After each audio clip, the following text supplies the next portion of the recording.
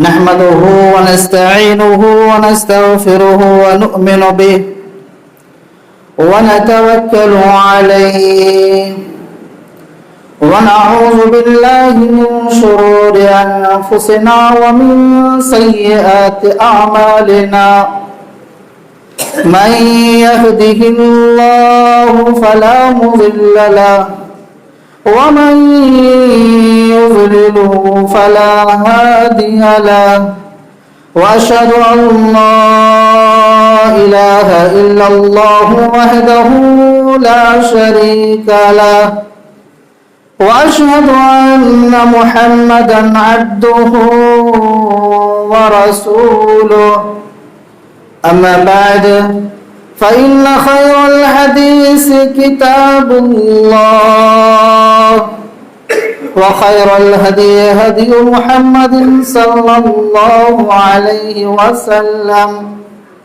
وشر الأمور محدثاتها وكل محدثة بدعة وكل بدعة ضلالة وكل ضلالة في النار فأعوذ بالله السميع العليم من همزه ونفخه ونفسه بسم الله الرحمن الرحيم يا أيها الذين آمنوا اتقوا الله حق تقاته ولا تموتن إلا وأنتم مسلمون يا أيها الناس اتقوا ربكم الذي خلقكم من نفس واحدة وخلق منها زوجها وبث منهما رجالا كثيرا ونساء واتقوا الله الذي تساءلون به والأرحام إن الله كان عليكم رقيبا يا أيها الذين آمنوا اتقوا الله وقولوا قولا سديدا يصلح لكم أعمالكم ويغفر لكم ذنوبكم ومن يطع الله ورسوله فقد فاز فوزا عظيما وقال تعالى في موضع آخر شهد الله أنه لا إله إلا هو والملائكة وأولو العلم قائما بالقسط لا إله إلا هو العزيز الحكيم وقال تعالى في موضع آخر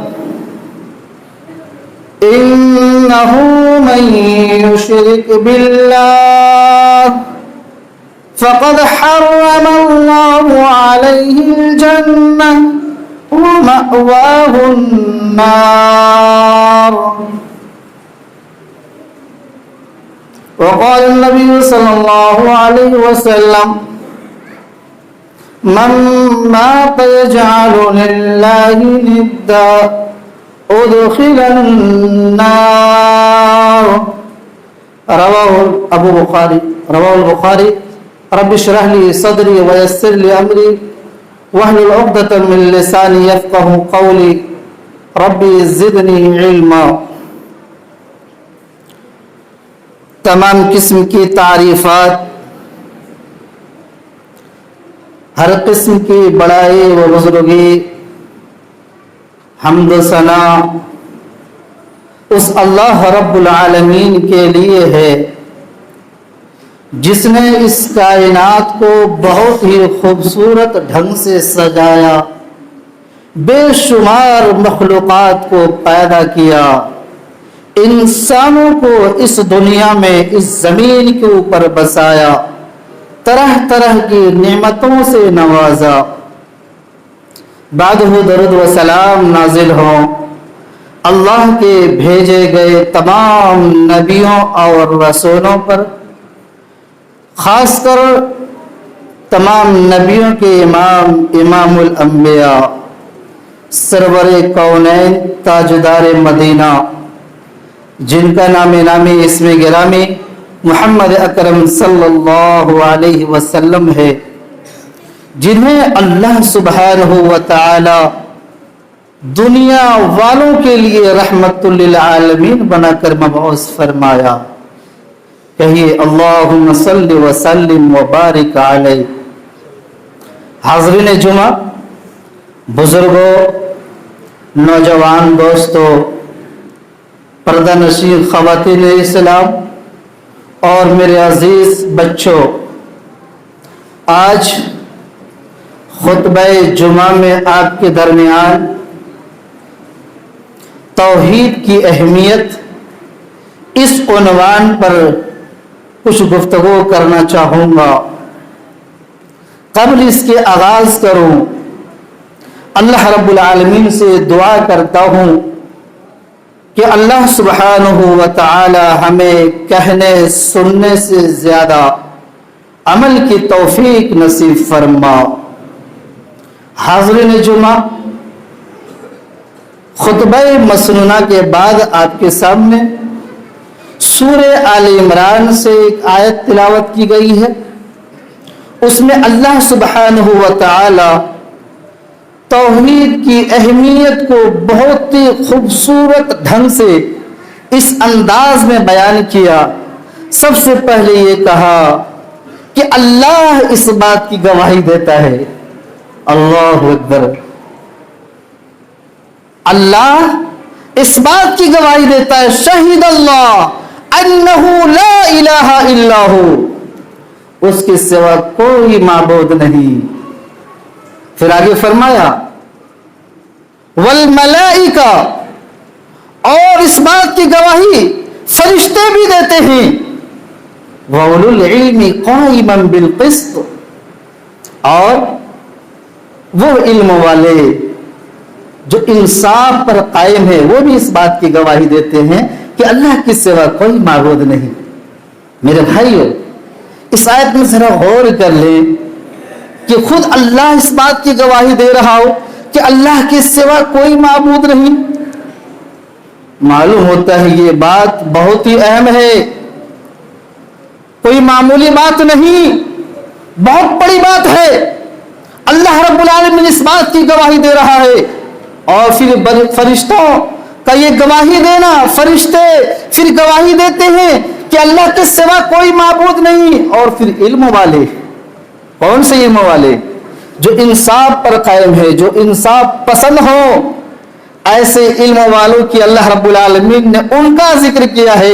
یوں تو دنیا میں علم والے بہت ہیں، اللہ رب العالمین کیا ایسے لوگوں کی قدر نہیں جو انصاف پسند نہ ہو، جو انصاف پر نہ چلے۔ اللہ رب العالمین نے فرمایا وہ اس بات کی گواہی وہی دے گا جو انصاف کرنے والا ہو، وہی موحد ہے، وہی شرک سے باز رہتا ہے۔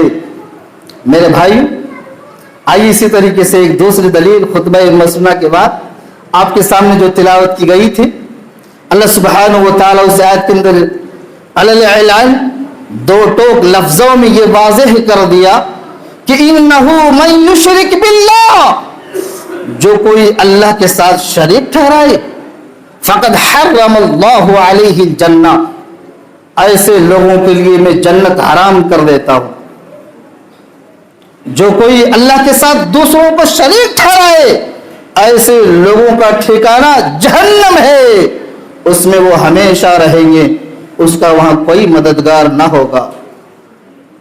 آئی حدیث اللہ کے نبی جناب محمد الرسول اللہ صلی اللہ علیہ وسلم کی بہت ہی پیاری حدیث ہے، مختصر، لیکن ایک بار سن کے دیکھیے، اللہ کے نبی صرف چند ہی جملے استعمال کرتے ہیں اور کتنی بڑی بات اپنے امت والوں کو، اپنے جو ہے لوگوں کو بیان فرما دیتے ہیں۔ من مات، اللہ کے نبی کیا کہتے ہیں؟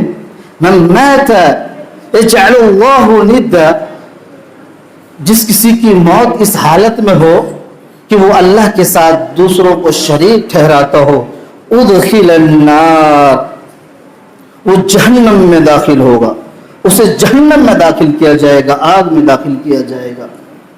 بخاری شریف کے اندر روایت موجود ہے. میرے بھائیوں, توحید کی اہمیت یوں سمجھ لیجئے کہ اس کی فضیلت اس قدر ہے.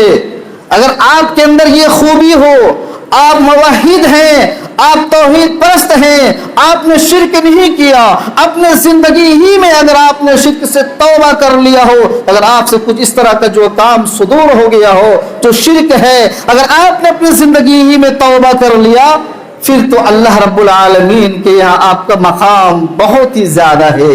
اللہ کے یہاں آپ کی عزت ہے. اللہ رب العالمین آپ کے مقام کو, آپ کے مرتبے کو کل قیامت کے دن جب لوگ میدان محشر میں نفسی نفسی کے عالم میں ہوں گے, اس موقع پر ایک حدیث کے اندر ہے ان کے گناہوں کے رجسٹر بہت ہی لمبے چوڑے ہوں گے. ان کو دکھایا جائے گا, میرے بندے یہ دیکھ لے. وہ دیکھے گا سارے گناہوں کو, یوں نظر پھیر پھیر کے دیکھے گا. اللہ تعالیٰ پوچھیں گے, میرے بندے کیا کوئی جھوٹی بات تو نہیں ہے؟ فرشتے نے آپ کے اوپر ظلم تو نہیں کر دیا؟ کہیں نہیں, مجھ سے اس طرح کے گناہ ہوا ہے, میں اس طرح کے گناہ میں کیا ہوں, میں مجرم ہوں. انہیں یہ امید ہوگا کہ میں آج میں بچنے والا نہیں ہوں, لیکن اسی وقت اللہ رب العالمین کہیں گے نہیں, میرے پاس تمہارا ایک نیکی ہے, وہ یہی توحید. وہ چٹکا لا کے دکھایا جائے گا. میرے بھائی, توحید کی اہمیت کو سمجھیے. اگر ہم اور آپ اہل حدیث کہتے ہیں اور اہل حدیث گھرانے میں بھی شرک ہو, پھر آپ کی پکڑ بہت ہی سختی کے ساتھ ہونے والی ہے. آپ اپنے آپ کو توحید پرست کہیں, کہلوائیں, اور آپ کے گھر کے اندر شرک موجود ہو, آپ کی بہو, آپ کی بیٹیاں اپنے گلے میں تعویذ لٹکائے پھر رہی ہوں اور آپ اس پہ نکیل نہ کھینچ رہے ہوں, اگر آپ اس کی پکڑ نہ کرتے ہو, پھر کل قیامت کے دن آپ کی پکڑ ہوگی اور سختی کے ساتھ آپ کی پکڑ ہوگی. میرے بھائی, آئیے ایک دوسری حدیث اللہ کے نبی جناب محمد رسول اللہ صلی اللہ علیہ وسلم ارشاد فرماتے ہیں. راوی حدیث حضرت جابر ہیں, کہتے یہ ہیں اللہ کے نبی صلی اللہ علیہ وسلم نے ارشاد فرمایا, من لقی اللہ لا یشرک به شیئا دخل الجنہ ومن لقی یشرک به شیئا دخل النار. اللہ کے نبی فرماتے ہیں جس کسی نے اللہ رب العالمین سے اس حال میں ملاقات کی ہو, اس نے شرک نہ کیا ہو, اللہ کے نبی فرماتے ہیں وہ جنت میں داخل کر دیا جائے گا. اور جس کسی نے اللہ کے ساتھ شرک کیا ہو, میرے نبی فرماتے ہیں اسے جہنم میں داخل کر دیا جائے گا. ذرا اندازہ لگائیے میرے بھائی, شرک کتنا بڑا گناہ ہے. شرک کہتے کس کو ہیں؟ توحید کی 3 قسمیں ہیں, یاد رکھیے گا. توحید الوہیت, توحید ربوبیت, توحید اسماء و صفات. اس بات کو سمجھیے گا. آپ صرف یہ کہیں گے میں اللہ کے سوا دوسروں کو معبود نہیں سمجھتا, چلیے ٹھیک ہے, لیکن آپ کہیں مزاروں میں, کہیں درباروں میں آپ جائیں گے اور پھر غیر اللہ سے لو لگائیں گے, گلے میں تعویذ لٹکائیں گے اور عقیدہ یہ رکھیں گے, اس سے بھی بیماریاں دور ہو جاتی ہے. پھر آپ کے اندر توحید کہاں ہے میرے بھائی؟ آپ تو مشرک ہیں, آپ شرک جیسے گناہ میں ملوث ہیں. اور یہ شرک ایک ایسا گناہ ہے اللہ سبحانہ و تعالی قرآن مجید کے اندر واضح کر دیا ہے کہ ان اللہ لا یغفر ان یشرک بہ ویغفر ما دون ذلک لمن یشاء. اللہ نے فرمایا کہ اللہ رب العالمین شرک جیسے گناہ کو کبھی نہیں معاف کرے گا. اس کے علاوہ جس گناہ کو چاہے اللہ رب العالمین بخش دے, معاف کر دے. انہ من یشرک باللہ, جو کوئی اللہ کے ساتھ دوسروں کو شریک ٹھہرائے, فقد ضل ضلالا بعیدا, اللہ رب العالمین نے فرمایا وہ بہت دور کی گمراہی میں جا گرا. میرے بھائی, شرک اتنا بڑا ظلم ہے. حضرت لقمان حکیم اپنے چھوٹے چھوٹے بچوں کو بہت ہی پیارے انداز میں اس کی قباحت, اس کی برائی, اس کی خطرناک شدید ترین جو ہے اس برائی سے اپنے بچوں کو آگاہ کر رہے ہیں, اپنے بچوں کو بتا رہے ہیں. وقال یا بنی لا تشرک باللہ ان الشرک لظلم عظیم، پیارے بچے شرک نہ کرنا، شرک ظلم عظیم ہے، یہ بہت بڑا گناہ ہے۔ میرے بھائی یہ گناہ اس قدر اتنا بڑا گناہ ہے، اللہ سبحانہ و تعالی قرآن مجید کے اندر یہ واضح کر دیا ہے کہ انہ من یشرک باللہ فکأنما خر من السماء فتخطفه الطیر او تهوی به الريح فی مکان صحیح۔ اللہ رب العالمین نے فرمایا جو کوئی اللہ کے ساتھ دوسروں کو شریک ٹھہرائے یہ اتنا بڑا ظلم ہے، گویا وہ آسمان سے گر گیا، فکأنما خر من السماء۔ پھر اللہ رب العالمین کو ایسے بندوں کی ضرورت نہیں۔ اللہ رب العالمین نے کیا فرمایا؟ یہ اتنا بڑا گناہ ہے، گویا وہ آسمان سے گر گیا۔ اب اللہ رب العالمین کو کیا ضرورت کوئی پرندے اسے اچک لے جائے یا ہوا اسے دور لے جا کے کہیں گرا دے، اس کے جسم کے پرجے پرجے الگ ہو جائیں، اللہ رب العالمین کو اس کی کوئی جو ہے ضرورت نہیں کہ اللہ رب العالمین اس کی حفاظت کرے۔ میرے بھائی شرک اتنا بڑا گناہ ہے۔ حضرت معاذ بن جبل رضی اللہ تعالی عنہ، آپ ان کو کچھ نصیحت کرتے ہیں، بہت ہی تاکید کے ساتھ 10 باتوں کو جو ہے انہیں بتاتے ہیں، گنواتے ہیں۔ ان میں سے جو ابتدائی بات، سب سے اول فرسٹ میں جو بات حضرت معاذ بن جبل کو آپ صلی اللہ علیہ وسلم نے ارشاد فرمایا تھا وہ یہ تھا، اے معاذ شرک کبھی بھی نہ کرنا، اگر اس کے لیے تمہیں قتل کر دیا جائے یا آگ میں جلا دیا جائے، تم قتل کروا لینا پسند کر لینا، تم آگ میں کود جانا تم یہ پسند کر لینا، لیکن شرک نہ کرنا۔ تمہیں آگ میں جلا دیا جائے، تمہیں قتل کر دیا جائے، یہ ٹھیک ہے، لیکن شرک نہ کرنا۔ اتنا بڑا ظلم ہے میرے بھائی۔ ہم اور آپ اگر ہمارے اندر شرک جیسے برائی ہو، کتنے سارے نیکیاں ہم کما لیں گے نا، ہم کامیاب نہیں ہونے والے ہیں۔ اللہ سبحانہ و تعالیٰ قرآن مجید کے اندر بہت سے نبیوں کا ذکر کرتے ہوئے نام لے کر کے ذکر کیا، پھر آگے چل کر کے یہ فرمایا وَلَوْ أَشْرَكُوا لَحَبِطَ عَنْهُمْ مَا كَانُوا يَعْمَلُونَ۔ اگر یہ انبیاء بھی اگر شرک کیے ہوتے تو آج اس کی بھی خیر نہیں رہتی، ان کے سارے اعمال ہم غارت کر دیتے۔ وَلَوْ أَشْرَكُوا لَحَبِطَ عَنْهُمْ مَا كَانُوا يَعْمَلُونَ، انہوں نے جو کچھ بھی عمل کیے سارے عمل کو میں برباد کر دیتا اگر یہ بھی شرک کیے ہوتے۔ میرے بھائی شرک بہت بڑا ظلم ہے، شرک بہت بڑا گناہ ہے۔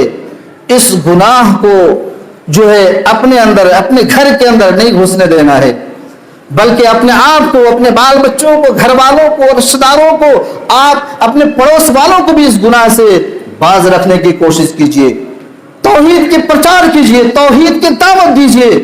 آپ اٹھائیے انبیاء کرام کی تاریخ پڑھیے، ان کی زندگیاں پڑھیے، ان کی گفتگو، ان کے اقوال، آپ کو معلوم یہ ہوگا کہ انبیاء کرام جب قوم والوں کے سامنے آئے، جب اللہ رب العالمین نے نبیوں کو حکم دیا کہ اپنے امت کے لوگوں کو خبردار کیجیے، اپنے امت کے لوگوں کو بتائیے، تو یہ انبیاء آئے تو سب سے پہلے انہوں نے کیا گفتگو کی اپنے قوم کے لوگوں سے، اپنے قوم کے لوگوں کو کیا کچھ بتایا۔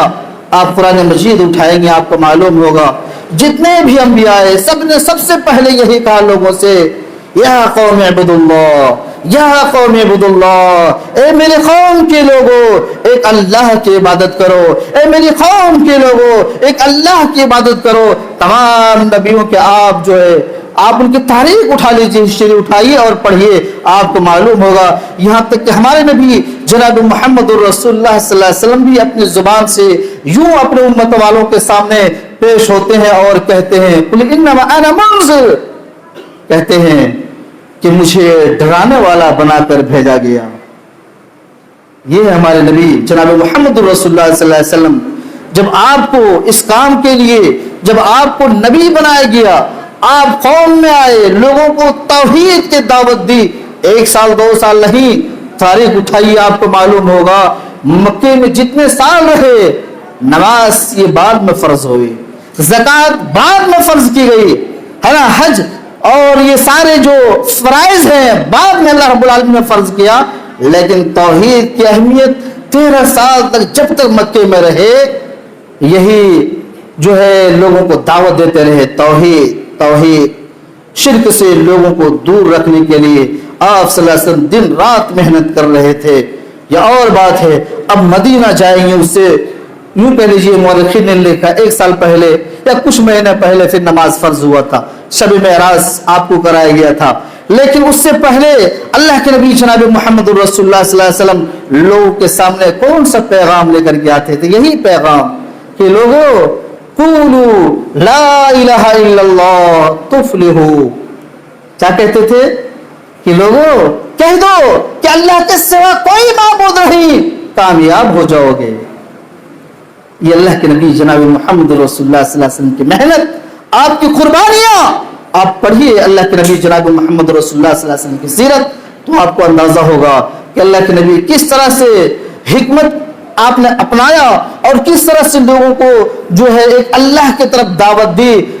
جیسے کہ بے شمار ایسے واقعات آتے ہیں کہ ایک مرتبہ پہاڑ پہ چڑھ کر کے یا صباح، اس زمانے میں جب کوئی اس طرح پکارتا تھا تو لوگ گھنٹے کی جو ہے خطرے کی گھنٹی ان کو سمجھتے تھے، یقیناً کوئی بلا، کوئی مصیبت، کوئی پریشانی آنے والی ہے، لہذا چل کے ایک جگہ لوگ جمع ہو جاتے تھے، ہے نا، یہ آواز سنتے ہی فوراً ادھر لپکتے، بھاگتے، وہاں جمع ہو جاتے، پتہ نہیں کون سا خطرہ ہے، کون سی پریشانی ہے، چل کے جمع ہو جاتے ہیں۔ پھر وہاں جا کر کے جو ہے وہ لوگ دیکھتے کیا ہوا، اصل ماجرا کیا ہے۔ اللہ کے نبی پہاڑ پہ چڑھ کے کیا کہہ رہے، یا صباح یا صباح، بہت سارے لوگ اکٹھے ہو گئے، آپ پہاڑ کے اوپر اور جو لوگ پہاڑ کے نیچے، آپ پہاڑ سے لوگوں سے پوچھ رہے ہیں ذرا بتاؤ کہ میں تم لوگوں سے یہ کہہ دوں کہ اس پہاڑ کے پیچھے سے جو ہے نا ایک لشکر ساز و سامان کے ساتھ تمہارے اوپر حملہ کرنے والا ہے، تم لوگ میری باتوں کو مانو گے؟ سارے لوگوں نے ایک ہی زبان، ایک ہی جو ہے جملے اس طرح استعمال کیے تھے، لوگوں نے یہ کہا تھا کہ ہم نے آپ کو ہمیشہ سچ بولتے ہوئے پایا ہے، یقیناً ہم آپ کو سچ بولتے ہوئے جب پایا تو آپ اس بات کو اگر کہیں گے تو یقیناً ہم لوگ ماننے کے لیے تیار ہیں۔ سارے لوگوں نے اقرار کیا، جو یہ اقرار کیا اللہ کے نبی اب توحید کے پیغام لوگوں کو پہنچا دیتے ہیں، لوگوں سے کہتے ہیں لوگوں ایک اللہ کی عبادت کرو، غیر اللہ کی عبادت سے باز آ جاؤ۔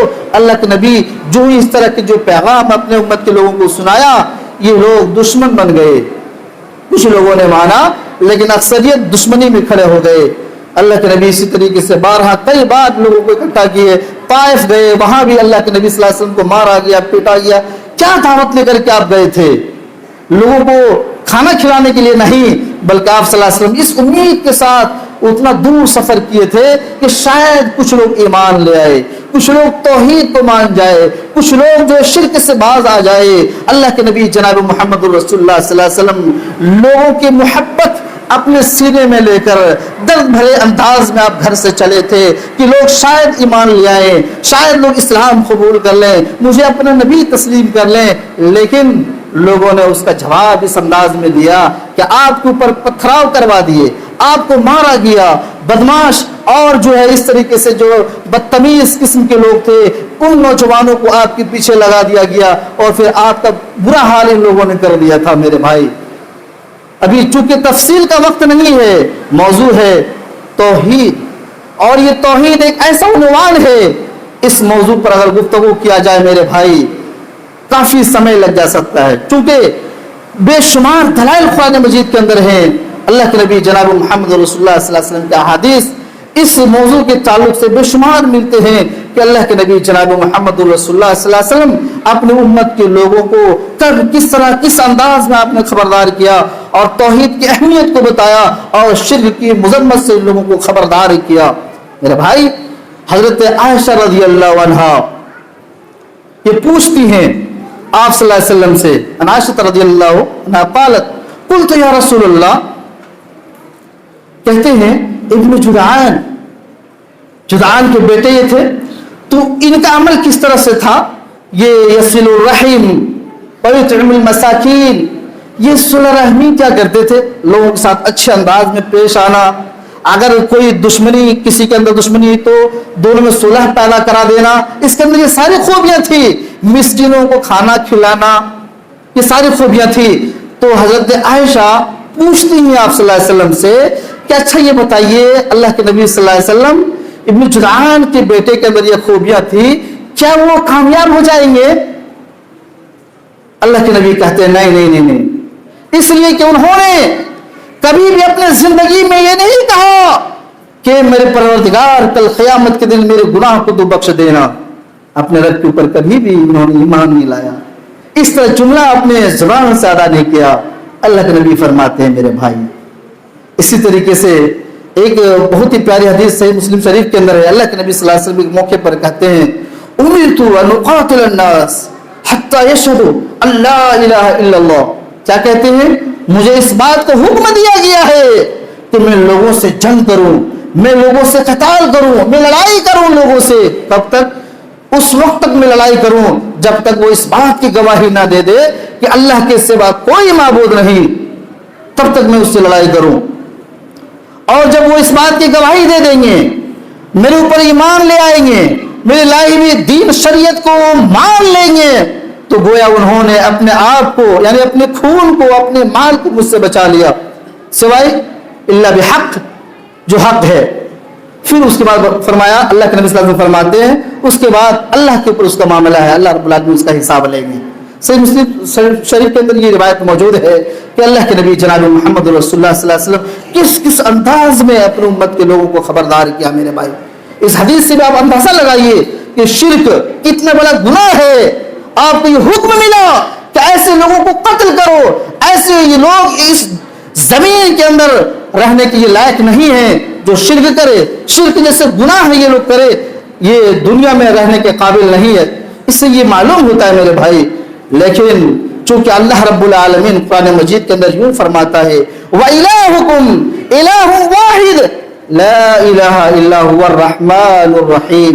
تمہارا معبود ایک ہی ہے جو رحمان ہے، اس کے سوا کوئی معبود نہیں. پھر فرمایا وہ بڑا رحمان، بہت ہی زیادہ رحم کرنے والا ہے، بڑا ہی رحم کرنے والا ہے. مفسرین رحمان اور رحیم کی تفسیر میں بیان کرتے ہیں کہ اللہ رب العالمین دنیا میں سارے لوگوں کے لیے رحمان ہے، لیکن آخرت میں صرف ایمان والوں کے لیے رحیم.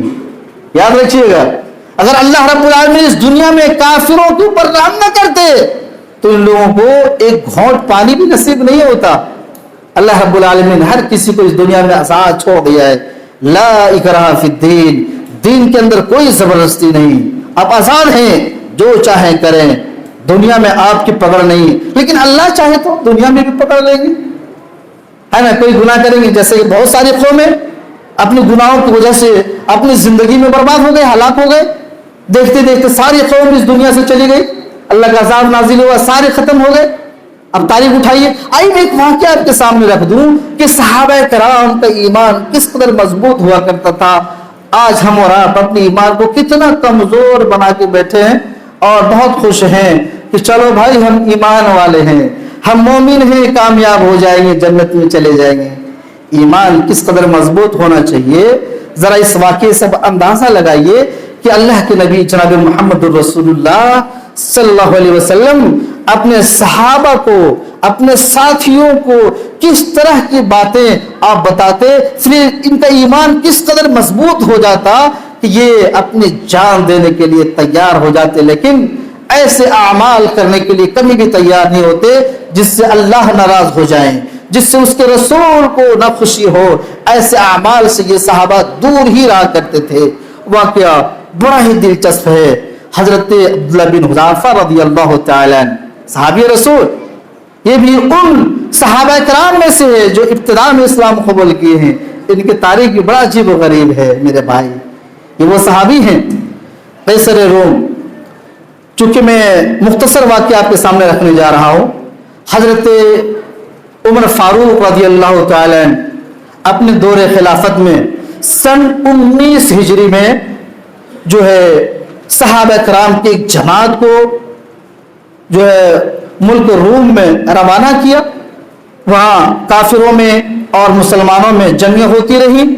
ادھر روم کے جو بادشاہ تھے ان تک یہ پیغام برابر جو ہے پہنچ رہا تھا کہ صحابہ جو ہیں یہ مسلمان، یہ ایمان والے بڑے کٹر ہیں، یہ اپنی اسلام کے خاطر، اپنے دین کے خاطر یہ اپنے جان کو گنوا دیتے ہیں، اپنے جان کی فکر نہیں کرتے ہیں، برابر جو ہے یہ پیغام ان کو ملتا ہی رہتا تھا۔ تو انہوں نے یہ پیغام صادر کیا، انہوں نے یہ اعلان کروایا کہ دیکھو کہ صحابہ میں سے یا مسلمانوں میں سے جو کوئی آپ کا ہاتھ لگے جسے آپ پکڑ پائیں اسے فوراً قتل مت کر دیجئے، ان کو پکڑ کر اس کو قیدی بنا کر لائیے میرے پاس، دیکھتے ہیں اس کا ایمان کا ہم جائزہ لیں گے۔ تو اتفاق ایسا ہوا جہاں بہت سے مسلمان پکڑے گئے، ان میں سے عبداللہ بن حذافہ بھی ہیں۔ حضرت عبداللہ بن حذافہ کو بھی ان ظالموں نے، ان کافروں نے آپ کو بھی پکڑ لیا اور ان کو لے جا کر اپنے بادشاہ کی خدمت میں پیش کر دیے۔ عبداللہ بن حذافہ رضی اللہ تعالیٰ بڑے سر والے تھے، دبلے پتلے انسان تھے، جو کوئی دیکھتا ڈر جاتے تھے۔ ان کا ایمان بڑا مضبوط اور ان کے سینے میں ایمان کے شعلے ابل رہے تھے۔ تو چلیے ان کو جب لے جایا گیا بادشاہ کے سامنے، بادشاہ نے ان کو گھور گھور کے دیکھا، اس کے بعد ان کو یہ بات سمجھ میں آئی کہ یہ بڑا بہادر معلوم ہوتا ہے، بڑا سمجھدار معلوم ہوتا ہے، میں ان سے بہت سارا کام میں لے سکتا ہوں۔ لہٰذا انہوں نے ایک آفر دے دیا۔ کیا کہا؟ آپ عیسائیت کو قبول کر لیجئے۔ کیا کہتے ہیں؟ آپ عیسائیت کو قبول کر لیجئے تو ہم آپ کو چھوڑ دیں گے۔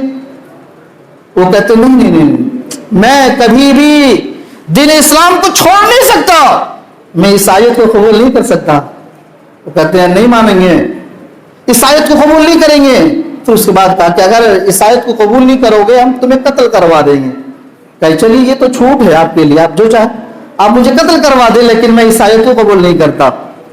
اس کے بعد ان سے کہتے ہیں کہ دیکھیے، پھر تعریف بھی کر رہے ہیں، آپ بہت ہوشیار معلوم ہو رہے ہیں، اگر آپ عیسائیت کو قبول کر لیتے ہیں تو میں اپنی بادشاہت میں آپ کو شامل کر لوں گا، آپ میرے ساتھ اٹھیں گے بیٹھیں گے، میری بادشاہت میں شریک ہو جائیں گے، آپ عیسائیت کو قبول کر لیجئے۔ وہ کہتے نہیں، ٹھکرا دیے، میں عیسائیت کو قبول نہیں کر سکتا، میں دین اسلام کو چھوڑ نہیں سکتا، ایسا کبھی بھی نہیں ہو سکتا ہے، مجھ سے یہ امید مت رکھیے۔ بادشاہ نے کہا ایسا نہیں مانو گے؟ کہتے نہیں، کہتے پھر اس کو سولی میں لٹکاؤ، چڑھا دو اس کو سولی میں لٹکانے کے لیے اسے تختہ دار میں چڑھا دیا گیا۔ اس کے بعد اپنے لوگوں کو حکم دیا، جلادوں کو کہا دیکھو تیر لو اور یوں اسے مارو، اس کے ہاتھ کے پاس سے گزرے، ہاتھ زخمی ہو، انہیں درد ہو اور تیر نکل جائے۔ تو ان کے جلاد ایسے ہی کرنے لگے، تختہ دار میں لٹکا کر تیر چلانے لگے، ہاتھ کے سامنے سے گزر جاتا، زخمی ہو کر تیر نکل جاتا، اور یہ بیچارے جو ہے اس طرح سے زخم ہوتے رہے۔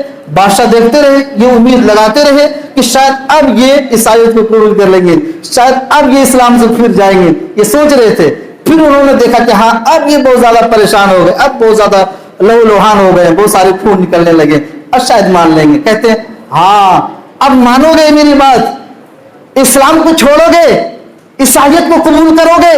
کہتے نہیں، میں یہ کام نہیں کر سکتا، میں عیسائیت کو قبول نہیں کر سکتا۔ کہتے ہیں اچھا چلو جی، اس کے پاؤں کے پاس سے تیر مارو۔ اس کے بعد ویسے ہی پھر پاؤں کے پاس سے تیر مارنے لگے، زخمی ہو گئے، دیکھے نہیں مان رہے، کہا چلو اس کو اتارو۔ اسے اتارا گیا۔ اس کے بعد کہا گیا کہ آگ جلاؤ، اس میں ایک دیگ چڑھاؤ اور اس میں تیل ابالو، جب تیل پکنے لگ جائے، ابلنے لگ جائے، اس کے بعد جب مجھے خبر کرنا۔ بادشاہ کو خبر کیا گیا۔ اس کے بعد بادشاہ نے کہا کہ 2 مسلمان قیدیوں کو لاؤ، پکڑ کے لایا گیا۔ اس کے بعد ان کے سامنے، ان کے نظروں کے سامنے ان کے 2 ساتھیوں کو جلادوں نے پکڑا، اٹھایا، تیل میں ڈال دیا۔ دیکھتے ہی دیکھتے اس کے جسم سے سارے گوشت الگ ہو گئے، چرمرا گئے دیکھتے ہی دیکھتے میرے بھائی۔ اس کے بعد بادشاہ نے کہا عبداللہ بن حذافہ موقع ہے، اب بھی مان جاؤ ورنہ تجھے بھی اسی طرح آگ میں ڈال دیا جائے گا، تجھے بھی اسی طرح ابلتے ہوئے تیل میں ڈال دیا جائے گا، تمہاری بھی خیر نہیں رہے گی۔ کہتے نہیں، مسکرا دیے، کہنے لگے نہیں، میں دین اسلام کو چھوڑ نہیں سکتا، میں عیسائیت کو قبول نہیں کر سکتا، میں اپنے بات میں اٹل ہوں۔ اس کے بعد بادشاہ کہتے ہیں یہ مانے گا نہیں، چلو اس کو اٹھاؤ، لے جا کے ڈال دو آگ میں، تیل میں ڈال دو۔ اس کے بعد ان کے جلاد اس کو اٹھا کے لے جاتے ہیں، جب دیکھ کے قریب رکھتے ہیں ان کی آنکھوں سے آنسو آ جاتی ہے، ان کے لوگ بھاگ کے جاتے ہیں بادشاہ کے پاس, کہتے ہیں اب ان کی آنکھوں میں آنسو دیکھ رہا ہوں. بادشاہ فوراً سوچنے لگ جاتے ہیں شاید اب یہ بات مان جائے, کیونکہ اب آنکھوں میں آنسو جاری ہو گیا, اب رونے لگ گئے ہیں, اب میری بات مان جائیں گے, لاؤ ان کو بلا کے لاؤ. اس کے بعد بادشاہ ان کو بلواتے ہیں, ان کو بلایا جاتا ہے, ان سے پوچھا جاتا ہے اب میری بات مان لو گے, اب عیسائیت کو قبول کر لو گے؟ کہتے نہیں. بادشاہ کہتے ہیں پھر رو کیوں رہے تھے؟ کہتے ہیں میں اس لیے رو رہا تھا, اس وقت مجھے خیال آیا ارے میرے پاس ایک ہی جان ہے اور میں اسے گوا دوں گا, کاش کہ 1000 جانیں ہوتی, ایک ایک کر کے اللہ کے راہ میں قربان کر دیتا. یہ سن کر کے بادشاہ دنگ رہ گیا. اس کے بعد بادشاہ نے کہا ارے اتنے مضبوط ایمان والے. پھر اس نے لاسٹ میں یہ کہا اچھا پھر میری ایک بات کو مان لو گے؟ حضرت عبداللہ بن حذافہ نے کہا وہ کیا؟ کہتے یہ ہیں کہ میرے سر کا بوسہ آپ لے لیجئے تو میں آپ کو چھوڑ دوں گا. حضرت عبداللہ بن حذافہ کہتے ہیں پھر میرے ساتھیوں کا کیا حال ہوگا؟ کہتے ہیں آپ کے ساتھیوں کو بھی آپ کے ساتھ چھوڑ دوں گا. حضرت عبداللہ بن حذافہ رضی اللہ تعالیٰ دل ہی دل میں سوچتے ہیں چلیے اس میں کوئی مذائقہ نہیں, کوئی پریشانی کی بات نہیں, اگر میں اس کے سر کا بوسہ لے لیتا ہوں میں چھوٹ جاتا ہوں, میرے ساتھی لوگ چھوٹ جاتے ہیں, اس میں کون سی بڑی بات ہے, چلو سر کا بوسہ لے لیتے ہیں. دل ہی دل میں سوچا, آگے بڑھے, سر کا بوسہ لیا. بادشاہ نے اپنے وعدے کے مطابق آپ کو چھوڑ دیا اور آپ کے ساتھیوں کو بھی آپ کے حوالے کر دیا. حضرت عبداللہ بن حذافہ رضی اللہ تعالیٰ اپنے ساتھیوں کو لیے اور سیدھے چلے گئے حضرت عمر فاروق رضی اللہ تعالیٰ عنہ کی خدمت میں حاضر ہو گئے. سارا واقعہ پیش کیا. حضرت عمر فاروق رضی اللہ تعالیٰ عنہ کی آنکھوں میں آنسو جاری ہو گئے, رونے لگے, کھڑے ہو کر کے اعلان کیا ساتھیوں یہ واقعہ پیش آیا اور میں چاہتا یہ ہوں کہ تم سارے کے سارے ان کے سر کا بوسہ لو, میں اس کی ابتدا کرتا ہوں. اس کے بعد حضرت عمر فاروق رضی اللہ تعالیٰ آگے بڑھے, حضرت عبداللہ بن حذافہ رضی اللہ تعالیٰ عنہ کے سر کا بوسہ لیا اور اپنے تمام ساتھیوں سے کہا آؤ ایک ایک کر کے ان کے سر کا بوسہ لو. انہوں نے ایسے قربانی دی. تو میرے بھائی یہ تھے حضرت عبداللہ بن حذافہ رضی اللہ تعالیٰ, یہ اتنے ایمان میں مضبوط تھے. اللہ تعالیٰ قرآن مجید کے اندر کیا فرماتا ہے فَإِنْ آمَنُوا بِمِثْلِ مَا آمَنْتُمْ بِهِ فَقَدِ اهْتَدَوْا وَإِنْ تَوَلَّوْا فَإِنَّمَا هُمْ فِي شِقَاقٍ. رب نے کیا فرمایا, اگر تم ایمان لاؤ جیسے صحابہ ایمان لائے ہیں تو ہدایت پا جاؤ گے. یہ اللہ رب العالمین کا وعدہ ہے میرے بھائی, اللہ رب العالمین کا وعدہ ہے. اگر تم صحابہ جیسا ایمان لاؤ گے ہدایت پا جاؤ گے. ہم اور آپ فوراً کہہ دیتے ہیں زبان سے کہا جی انہوں نے تو اپنے نبی کو دیکھا تھا, قریب سے دیکھے تھے اپنے نبی کو, ان جیسا ایمان بہت ہی مشکل ہے نا. تو یہ کہہ کر کے پیچھے ہٹ جاتے ہیں. کل قیامت کے دن آپ اللہ کی پکڑ سے یہ کہہ کر بچ نہیں پائیں گے, چونکہ اللہ رب العالمین قرآن کے اندر آیت نازل کر دی ہے, اس تعلق سے بتایا ہے کہ تمہارا ایمان بھی صحابہ جیسا ہو. جس طرح یہ ایمان اپنے ایمان کو بچانے کے لیے, اپنے اسلام کو, دین اسلام کو بچانے کے لیے انہوں نے کس طرح سے قربانیاں دی, ہمیں اور آپ کو بھی دینا ہے. توحید کی اہمیت کو سمجھنا ہے اور اپنے آس پاس پڑوس کے لوگوں کو بھی توحید کی اہمیت سمجھانا ہے, انہیں بھی بتانا ہے کہ توحید کی کیا اہمیت ہے. اسی توحید کی فضیلت کو سمجھانے کے لیے اللہ سبحانہ و تعالی نبیوں کے سلسلے کو جاری کیا. جب لوگوں نے اللہ کو چھوڑ کر غیر اللہ کے سامنے جھوکنے لگے, اللہ رب العالمین کو یہ ادا پسند نہ آئی, فوراً حضرت نوح کو بھیج دیا. لقد ارسلنا نوحا الى قومه فقال يا قوم اعبدوا الله ما لكم من اله غيره اني اخاف عليكم عذاب يوم عظيم. حضرت نوح علیہ السلام اپنے قوم والوں سے کہتے ہیں اے میرے امت کے لوگوں, ایک اللہ کی عبادت کرو, غیر اللہ کی عبادت سے باز آ جاؤ. سنو میں تمہیں ایک بہت بڑے دن سے ڈرا رہا ہوں. وہ دن کون سا دن ہوگا میرے بھائی؟ قیامت والا دن ہوگا, جب اللہ رب العالمین حساب و کتاب لیں گے, ہر کسی سے پوچھیں گے, ایک ایک بندے کو بلائیں گے, ان سے چند سوالات کریں گے, ان کا جواب جب تک مل نہ جائے وہ بندے اپنی جگہ سے ہل نہیں پائیں گے جب تک وہ جواب نہ دے دیں. اور جب پھر جو کوئی بندہ پھنس گیا جواب نہ دے سکے اس کا ٹھکانہ تو بہت ہی برا ہونے والا ہے. جو جواب دیں گے وہ پاس ہو جائیں گے, ان کا ٹھکانہ جنت ہوگا میرے بھائی. تو اس کے لیے تیاریاں کہاں کریں گے؟ دنیائی میں کریں گے یا قبر میں جا کے کرنا ہے؟ وقت اجازت نہیں دیتا. بس میں آپ کو یہ احساس دلانا چاہتا ہوں میرے بھائی، اس بات کو سمجھیے. اپنے زندگی ہی میں اگر آپ سے شرک جیسے اعمال ہوئے ہو، اب توبہ کر لیجئے. مرنے سے پہلے توبہ کر لیں گے، ممکن ہے آپ کی یہ ادا اللہ کو پسند آ جائے، آپ کے سارے گناہوں کو معاف فرما دے اور آپ کا ٹھکانہ جنت کر دے. آپ جہنم سے بچ جائیں، آپ جنت کی نعمتوں سے فائدہ اٹھانے لگ جائیں. اللہ رب العالمین سے دعا کر لیتے ہیں کہ اللہ رب العالمین ہم مسلمانوں کو شرک جیسے اعمال سے باز رکھے. اللہ رب العالمین ہمارے ہر طرح کے گناہوں کو بخش دے. اللہ رب العالمین ہر طرح کے گناہوں سے ہمیں بچائے. اللہ رب العالمین ہمیں نیک اعمال کی توفیق عطا فرمائے، خاتمہ ایمان بالخیر پر کرے. آمین. وآخر دعوانا الحمد للہ رب العالمین. بارک اللہ لنا ولکم فی القرآن العظیم ونفعنا وإیاکم بالآیات والذکر الحکیم. انہ تعالی جواد کریم ملک بر رؤوف رحیم.